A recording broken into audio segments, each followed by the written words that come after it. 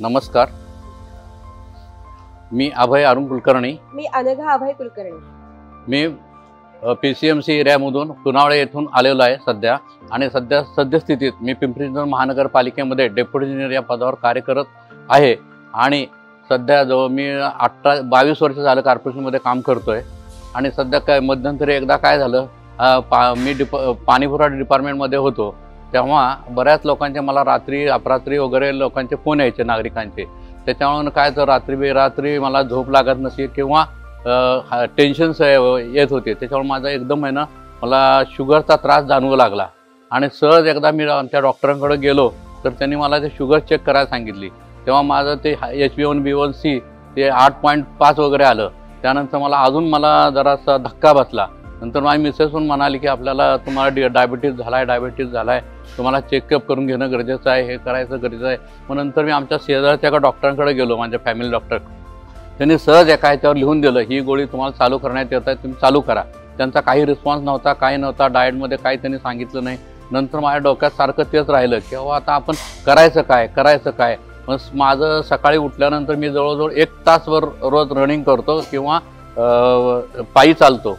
तर तेव्हा लक्षात आलं, सहज बघता मी फेसबुकवर बघितलं की सरांचं एक लेक्चर चालू होतं आणि त्यांचं वेबिनार होणार होतं एक भाग्येश कुलकर्णी सरांचं. तर मग माझ्या डोक्यात आलं की चिंचवडलाच ब्रँच आहे, आपण का नाही ह्याच्यात जॉईन व्हावं. आणि मला त्यांनी इतकं ते भावलं त्यांचं सुरुवातीचं की 1-2-4 दिवसात आमचं वेबिनार चालू होणार आहे, त्यात तुम्ही ॲप्रिशिएट व्हा, तुम्ही एक भाग घ्या. मग त्यानंतर मी काय केलं, डायरेक्ट चालू आहे त्यांचं वेबिनारमध्ये त्यांना कनेक्ट झालो.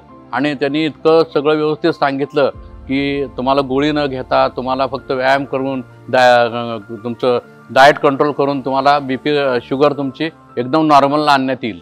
आणि मला त्यावेळेला पहिल्यांदा विश्वासच बसला नाही. मग मी इकडं विचारलं लोकांना इकडं तिकडं, पण लोकांनी पण ते सांगितलं नाही, गोळी चालू झाली की आता चालूच राहणार.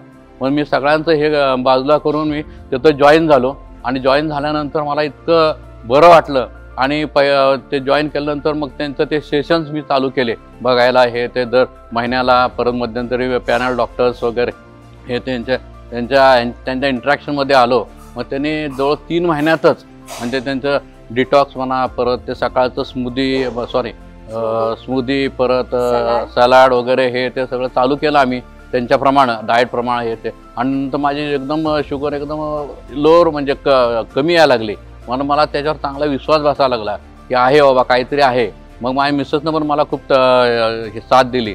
त्यात ते सॅलड कट करून देणं, हे करून देणं, परत स्मूदी तयार करून देणं. आणि तिनं पण चालू केलं. तिचं पण वजन भरपूर कमी झालं आहे. आणि तिला पण त्याचा चांगला हे बसलेला आहे, परिणाम जाणवा लागला आहे. आणि ती पण त्यासाठी अट्रॅक्ट होते. आणि मला एवढंच लोकांना सांगायचं आहे की हे बाहेर जे देतात गोळ्या वगैरे हे ते, त्यांना काय डायबिटीस बंद होत नाहीये, डायबिटीस जात नाही असा जो आमचा हे म्हणजे आम्हाला असं जे वाटत होतं की डायबिटीस हा कधीच जाऊ शकत नाही. पण जेव्हा आम्ही भाग्येश कुलकर्णी सरांना भेटलो आणि त्यांचं जेव्हा वेबिनार किंवा त्यांचे जे लेक्चर्स आम्ही ऐकले डायबिटीसवरचे, तेव्हा आमचा पूर्ण विश्वास बसला डॉक्टरांवर.